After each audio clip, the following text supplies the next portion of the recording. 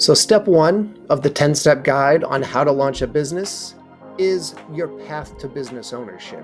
And you really have 5 different options.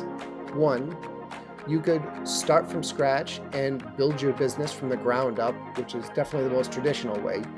You could, 2, buy a business, which is what I've done the last, I think 4 out of my 9 businesses have been purchased. You could, 3, be in a position maybe where your family already owns a business and you're just looking to inherit, or they're going to hand it down to you. You could become, option number 4, employee to ownership. So typically when you work inside of a business for years, 5, 10, 20 years, you could potentially take it over or buy it from the existing owner if they don't have anybody to hand it off to, or they don't want to sell it. The last one, number 5, franchising. Now, franchising is more of a hybrid approach because you're not just buying an existing business, you're just buying an idea or a concept, just the business model.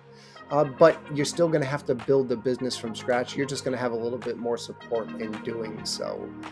One more, I'll throw a bonus in there. There's one other way to get into it.